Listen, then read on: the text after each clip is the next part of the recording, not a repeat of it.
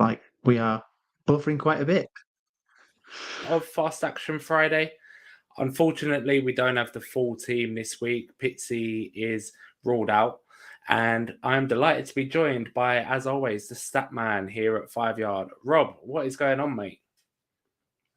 I am very good. I do like the latest late appearance of Fast Action Friday. It's given us a bit more time to get adjusted after a long week at work, and actually we've just kind of fallen across some breaking news as well, which will actually really help us with our injury reporting a little bit. So perhaps there is a benefit of doing it a little bit later on. Um, but sometimes it's also nice to do it early. Let's just see how it pans out, shall we? Let's see how it goes. But I'm excited. That is it. I've got the Justin Jefferson jersey on tonight, trying to manifest a touchdown for him this week. But as you say, if we was a slightly later last week, we would have had the Travis Kelce news ready to break to you, and maybe we got something else. But shall we kick off with a bit of Thursday night throwback? Let's do it.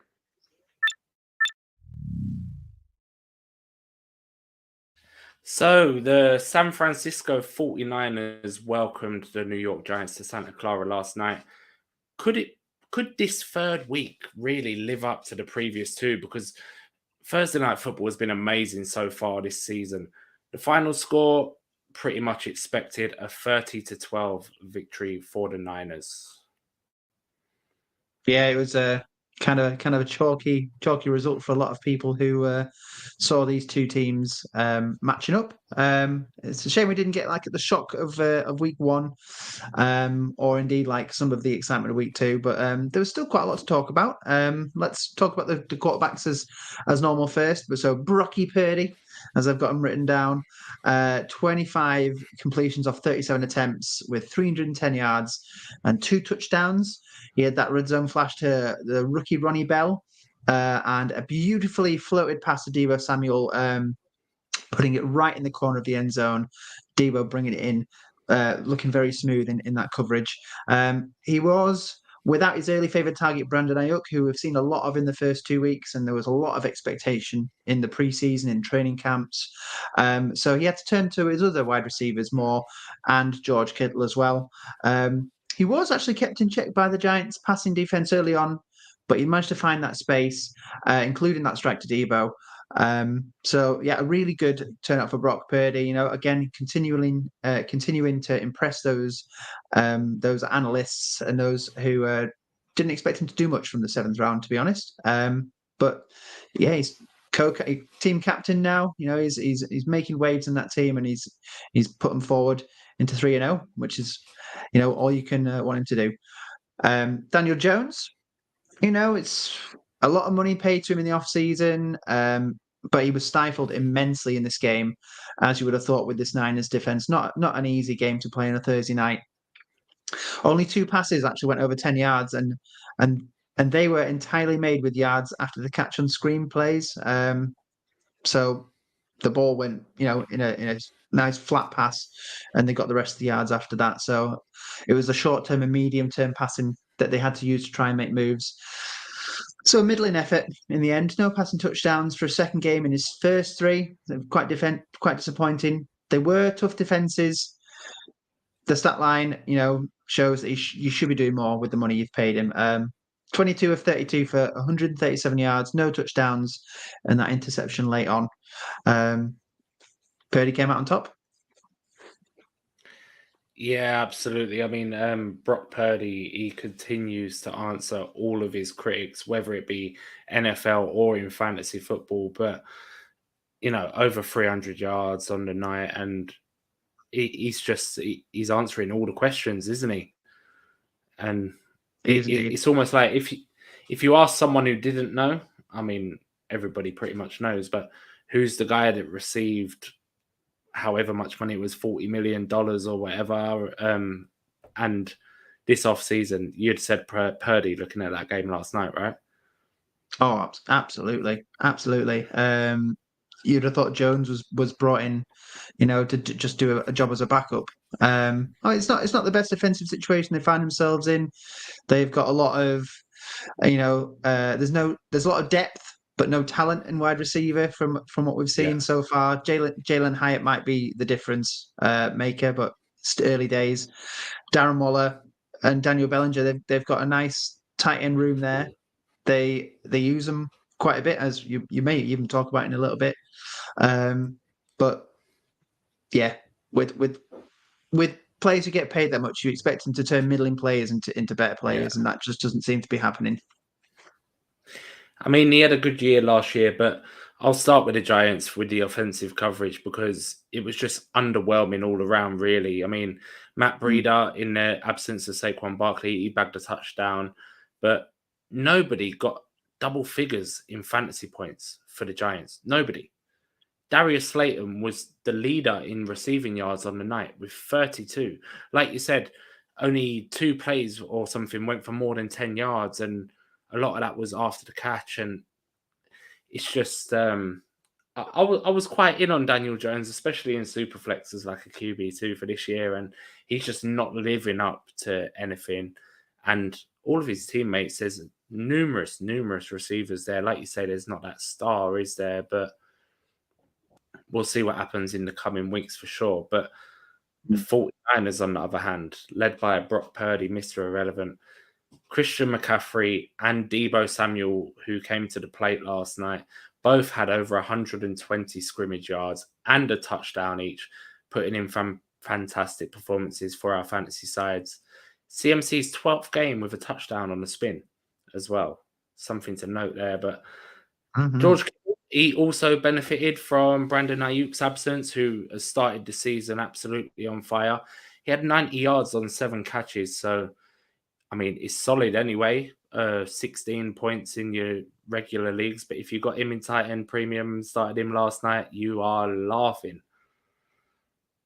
Yeah, and he was one of the players that was noted to be dropping in rankings because his seasons have been so, like in between the injuries and bust or boom performances. This could well be a boom performance in Ayuk's absence, but if someone's dropped him in with that hope, that the hope's paid off, and that could be a super lead at the start of this week 3, week 3 week. Yeah, it's definitely tough going for Daniel Jones, especially when you look at the other 3 sides in his division. You've got the Cowboys, you've got the Eagles, you've got the Commanders. All those defenses are popping at the moment, and they're giving offensive lines a tough time. And when you watch a video of Daniel Bellinger just turning to the side and missing tackles, and almost costing the team a safety, you need all the help you can get, and if your players aren't giving it to you, then you're going to end up with defensive performances like the Niners have showed and the Cowboys showed against them in week 1. I mean, to be fair to Daniel Jones, I don't think it's all on him. That offensive line is probably one of the worst. I'd say it's probably in the bottom 5 in the league this year so far, 100%. They're doing absolutely nothing for him, especially where he likes to use his legs a little bit to extend plays and almost like a budget version of Patrick Mahomes. But he can get stuff done, and that's what we've seen last year. But the O-line definitely ain't helping him out. No, definitely not. And it did show slightly. The Niners did get 2 sacks on Daniel Jones last night, but then again, so did the Giants. They got 2 sacks on Purdy. So perhaps the Niners didn't perform as well as they could do on that line because they knew that he was going to try and pass the ball, and as a result, it really stifled his play. The Niners also got an interception as well, so they got that play that came later on in the game. Quite low scoring affairs. The Niners obviously conceded less points, so they will have ended up with more fantasy points in any leagues that played him. There's hope for the Giants, but it's going to be against non-division teams, and their defense is just going to have to do some work. They're going to have to work hard. Yeah, I mean, the rest of the division seems really strong, and the Niners stepped up last year, made the playoffs, but we'll see what happens. It's early days still, isn't it? Yeah.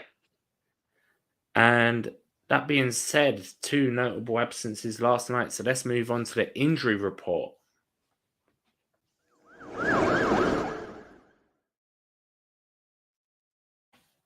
Yeah, so you covered some missing players last night, and we'll move on to players that will be missing for some of the season, most of the season. Certainly, Nick Chubb with multiple ligament tears, he'll be missing the rest of the season at least. Which begs the question: will it be Jerome Ford or will it be Kareem Hunt coming into this week? You know, Hunt signed a 1-year deal, Browns to replace that huge hole that Chubb is leaving behind. He knows the players, he knows the coach, he knows the scheme, but Jerome Ford was on the team at the end of the season, all said and done. So, will it be Ford over Hunt? I reckon it will be more Ford, and they'll build Hunt in probably into the role that he had before. A bit more complementary, more pass catching side of things. I mean, I think at best Kareem Hunt rediscovers the role he had before. There's a reason that he wasn't re-signed and Ford was kept, right? I reckon so. Yeah. I mean, you're looking at all different stats and projections and things like that for players, and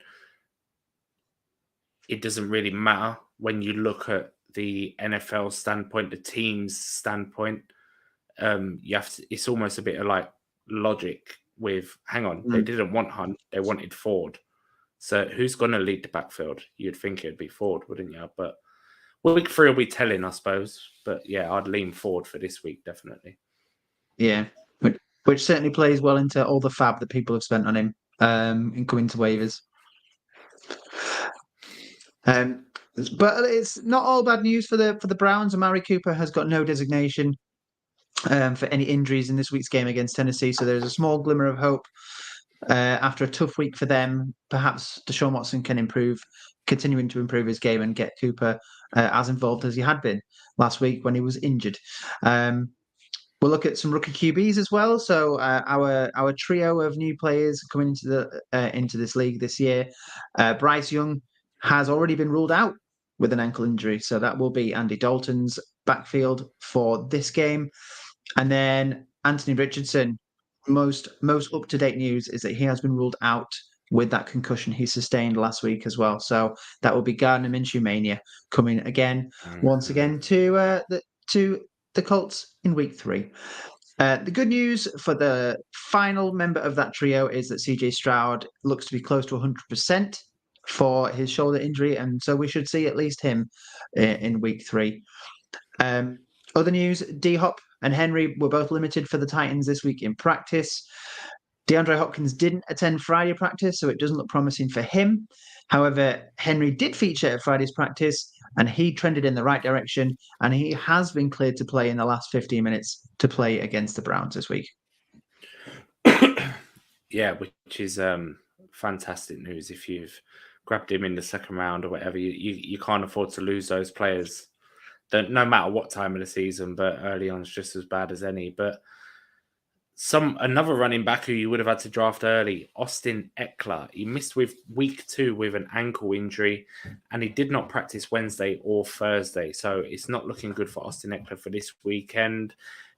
Brandon Staley said there's no sort of timeline. He'll be back when he's back as well. So that's not great. And Aaron Jones is another running back questionable for week 3. But he did train on Thursday. The first time this week he did log a practice, so that can only be good news. The Lions are a little bit banged up. Amon-Ra St. Brown with a toe injury, Monty with a thigh. They're both questionable. I'd lean to St. Brown playing, Monty not, maybe. So again, another running back drama. Jalen Waddle has been in concussion protocol this week, same like Anthony Richardson was, but Mike McDaniels has said that Waddle should practice in some capacity, but as long as he remains in the protocol, it's unlikely he's going to play. So there's a massive hole at number 2 for the Dolphins in terms of wide receivers. So could be Braxton Berrios, could be River Crowcraft, maybe. Who knows? Oh, yeah, absolutely. Who's the other? There's another player there as well. So obviously there's Durham Smythe in the tight end position. I'm fairly sure there's another wide receiver who could take advantage of there. I'm gonna have to think a bit while we talk, but yeah, that could I be some big think news for a lot of players. I think I think Chosen Anderson was there. I'm not sure if he's still on the team or not though. Oh yeah, but maybe he's changed his name, so we're not quite sure if he's lurking or not. Um, we have got some other players who have been confirmed out, so it's not just questionable for these; they are already ruled out as well. So that's Odell Beckham for the Ravens; he has already been ruled out. So that means that the passing offense could be a bit more concentrated on players like Zay Flowers, Rashad Bateman, Devin Duvernay could be getting involved there as well. But some big news, and potentially big news for those who have taken him on the waiver wire, is that Gus Edwards' teammate Justice Hill has also been ruled out this week as well. So Edwards could be getting a full load there, unless, Kenyon Drake comes to spoil the party, which he has done before, and he may well do again. We've seen it. We have seen it. We have seen it. We have seen it. And I grabbed Hill off waivers after the unfortunate J.K. Dobbins news and didn't quite start him because I was all right. And then now it looks like after last week, it's the Gus the Bus is ruling the town again, I think. But yeah, another running back injury, Jamal Williams. He was absent during Thursday and Friday practices. But good news for running backs. Kendre Miller, the rookie, he looks to be back to full health for the first time this year. And he could at least share some of the load with Tony Jones. I think he's probably more talented than Tony Jones, who snagged 2 touchdowns last week. But Kamara is nearly back. He is nearly ready to make the return from suspension. So we'll see how that goes. Yeah, and if they can put the Saints in they'd be 3-0 if they win this weekend, won't they? I think. Yeah. Yeah, every team in the Panthers division are 2-0 apart from the Panthers, who are 0-2. So if they can be 3-0 coming into week 4, Kamara's laughing. You know something as well. I think the Saints with Derek Carr, they sneakily have one of the best wide receiver groups in the league. Maybe Rashid Shaheed is stepping up, isn't he? And with Kamara coming back as another pass catching option, it could be it could look good in New Orleans this year because the defense is always all right. Yeah, it's exciting. It's exciting times in the dome. So we will move on to weak points.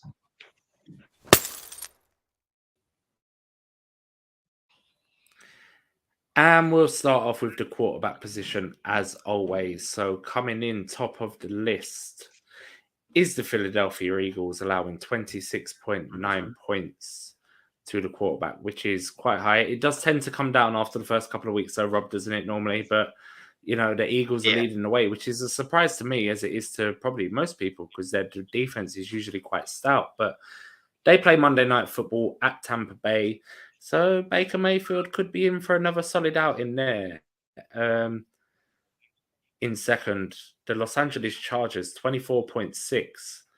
They're at the Vikings this weekend, my Vikings, and this is why we're manifesting a little bit of a Justin Jefferson touchdown this week. But Kirk Cousins is the current QB1, so it's another toughie for the Chargers. They could be top of this list after week 3. And the Cardinals in third at 24. They're at home to the Cowboys. Dak was very solid against the Jets last week, so it could be another nice week for him. Yeah, there has been talk of Dak looking a bit more mature in his process and his passing. So if he can continue that, it's going to be another strong performance, another notch, on his belt. Weakest against running backs. The Steelers are top of this list. So normally stout defense find themselves at the top of the pile. They conceded an average of 30.3 points to the running back position, and they are at the Raiders. So could this be an opportunity for Josh Jacobs to finally get off and running? It's a big question. Former running back one. Let's hope he can do it because it's the perfect time In second place, the Panthers, my Panthers. It's Yeah. kind of the opposite of what you got with the Vikings. You've got a great team who are weak against QBs. My team are weak against running backs, and they are at the Seahawks. Kenneth Walker, he is on a hot streak and another multiple touchdown game last week. He That is. should continue. And Zach Charbonnet is featuring more in the pass catching side of things, but that's turning out to be quite a deadly duo at the Seattle. And then we've got the Raiders. So it's two teams in the top three against each other. The Raiders are facing the Steelers.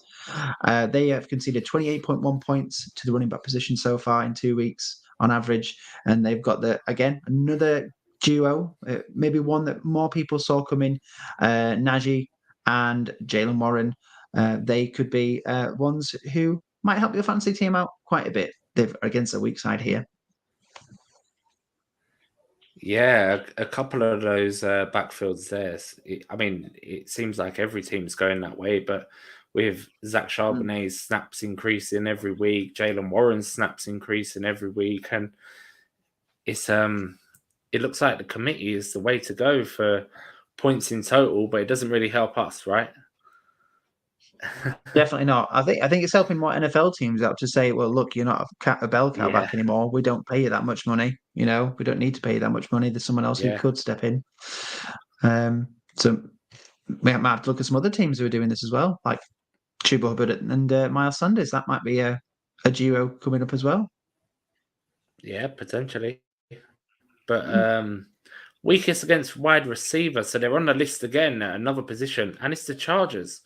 49.1 at the Vikings. So we've seen KJ Osborne snag a touchdown and a decent amount of yards, all to do with the quarterback, Kirk Cousins, of course, who looks to feast on this opportunity. And it could be a long night against the Vikings pass first offense. It's going to be all-out aerial attack, I think. So maybe the signing of Cam Akers means absolutely nothing for this week, but we'll see what happens there. In second, the Colts, 44.4, so nearly 5 points less than the Chargers. They're at the Ravens. We know OBJ's ruled out for this week, so as Rob mentioned earlier, Zay Flowers could be in for some very high usage. He's been used quite a bit so far, really. I mean, it's only really Puka Nacua, I think, that has maybe Jordan Anderson that has been utilized more, maybe, than Zay Flowers. So he should be in for another nice one. And then we got the Titans coming in third, 42.5 at the Browns. As we know, Amari Cooper was banged up last week, but he did play Monday Night Football. So that was a massive sign. So, yeah, Amari Cooper should feast in this one. Absolutely. Maybe they could share some out with DPJ, and Tillman and David Bell. Let's not give it all to Cooper. Fantasy drafters would love that, but I think there's probably going to be a bit more coverage there.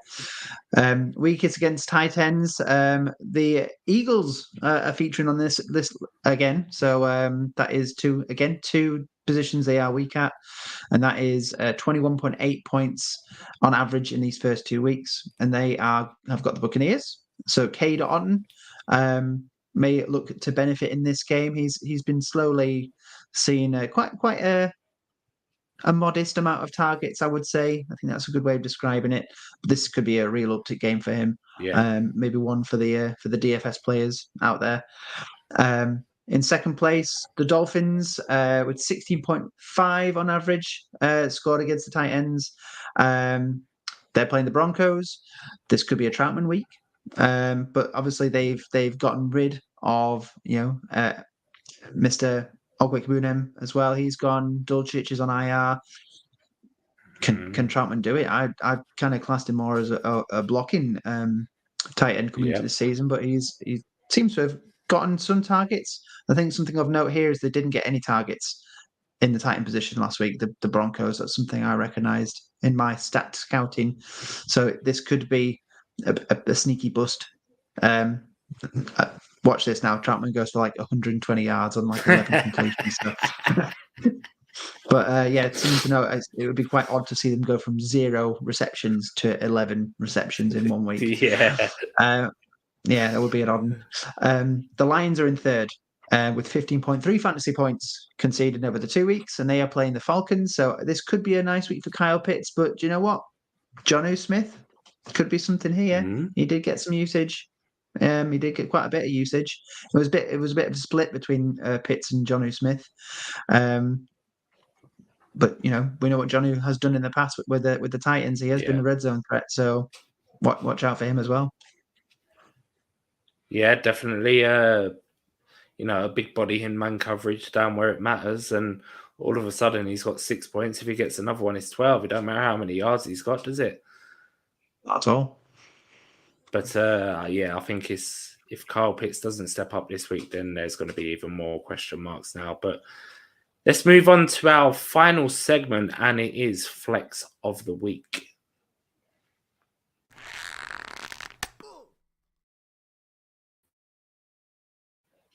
So at the start of the season, we Lewis, you weren't here. I hope you agreed for the proposition of doing sandwiches based on points on Flex of the Week, which is good because my pick Rashid Shaheed did win last week. Rashid Rice didn't rise above the rest of the KC receivers, and Jamal Williams unfortunately did leave the game early on with an injury against the Panthers. So it is 1-2 for Pitsy. It is 1-2 for me and 0-1 for Lewis. But Lewis, you have got a chance to turn that around in week 3. Who is your flex of the week this week? Now, I was going to drag out my other jersey and do a little switcheroo here, but it felt like a bit too much to do, right?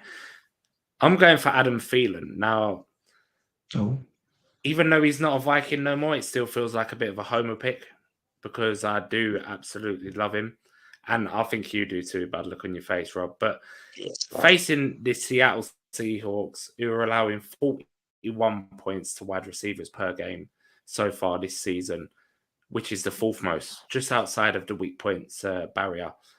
Andy Dalton, we now know, will be slinging the rock his way because rookie Bryce Young has been ruled out. He's a reliable target for a backup quarterback coming in. We've all seen it. Hayden Hurst could be another good shout as well. He's a great end zone threat in man coverage. He's been fantastic for Kirk Cousins the last 3 or 4 seasons. So Andy Dalton should do all right there. And sorry to say it, Rob, but possibly going to be playing from behind again. So Dalton's going to have to throw the ball, and Adam Thielen's about as reliable as they come, especially on the Panthers offense. So, yeah, short and sweet. Adam Thielen.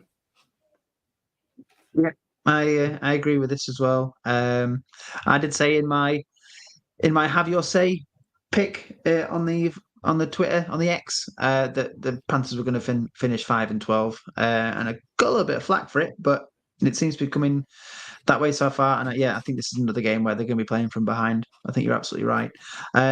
Question is, now, I wonder if you might be able to answer this. Has there ever been a time where Andy Dalton and who was the Titan you just mentioned? I can't believe I've forgotten this. Hayden Hurst. Hayden Hurst. Andy Dalton and Hayden Hurst. Has there ever been a time where they've played together? No, so I think Hayden Hurst came after Dalton went, or Dalton may have been a backup there. So, or maybe there's been a game or some practices or something, but I'm pretty sure Hayden Hurst had already moved on. Andy Dalton had already moved on before Hayden Hurst arrived. I'm sure he only had 1 year in Cincinnati, right? I think so. I think he moved around quite a bit, didn't he? But yeah, he's been at the Ravens, the Falcons. Yeah, 2 journeymen, There was potential. There was potential of them playing together. Well, seeing as though you picked a former Viking, I thought I'd make you feel a little bit more at home. You've picked one from my side. I'll pick one from your side. I'm going to choose Jordan Addison for my flex of the week. It is a good matchup. The defense is weak enough as it is, even without some of these talented players coming to face them. Obviously, it's the Chargers they're facing, and we've talked about the Chargers and how weak they are in our weak point segment. They will need to cover Justin Jefferson and TJ Hawkinson first before they even have to consider KJ Osborne and my man Jordan Addison as well. So the thing that I think sets it apart for me from KJ Osborne is that Addison has had consistent volume these last 2 weeks. He's been getting a good amount of targets. He's been doing well with the ball. He's even gotten some touchdowns along the way. I think he's got 2 and 2 now.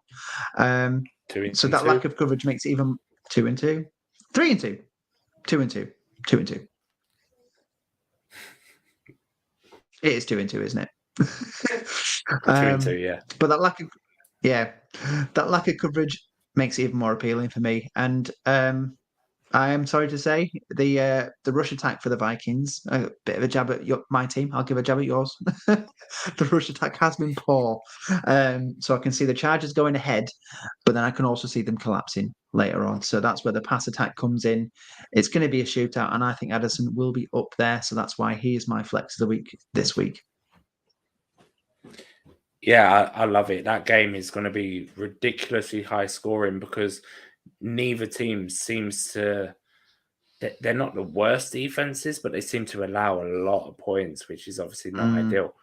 And both are sort of pass first, especially if Eckler's out, more so for the Chargers. But it's it'll be a good one.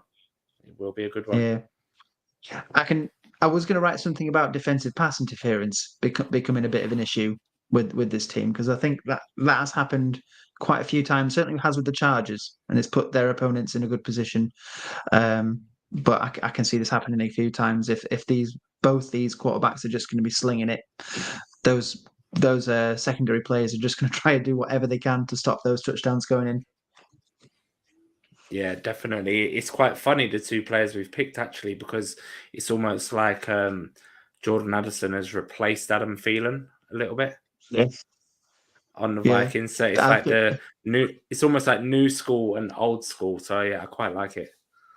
Yeah, the battle of the those players is going to be quite exciting to watch as the game week goes on. Mm-hmm. But is there any games other than the Panthers, of course, which you'll be watching, Rob, that you will be keeping a close eye on this week? Well, yeah, like I said, this high scoring one I think is going to be quite an exciting one to watch. Certainly one that I imagine Scott Hansen will be coming back to quite regularly when it comes to red zone. I'm trying to think that the Washington game going to be quite entertaining as well. Commanders and Bills, because we've got a really up and coming offense, I believe, in the Commanders, who are 2-0 at the moment. They've ridden out some pretty tough games, and aside from the Bills losing in week 1 and in quite a spectacular fashion, and then having a really good rebound, I think that could be quite an enticing game for some as well. Watching some two quarterbacks, really going at each other, and some two top class defenses, trying to make that game as low scoring as possible. Yeah, it's going to be a lot of fun, that one. My next one I'll be looking at is going to be the Lions against the Falcons. I think that's going to be a lot of fun this week. It's Desmond Ridder is incredibly bad from an NFL standpoint, but he seems to be putting up some fantasy points, right? Yeah. And it's just to see how Dan Campbell deals with that, because he's fantastic. And yeah, I think that's about all for this week, mate, isn't it? I reckon so. Yeah. All we've got now is to go to bed. It's that late. Yeah. So a little bit more of not so fast action Friday this week again, but we're enjoying NFL being back, and we're having a lot of fun. Yeah. So you can get this wherever you get your podcasts, via the 5 Yard Rush Network, of course. And we will see you next week.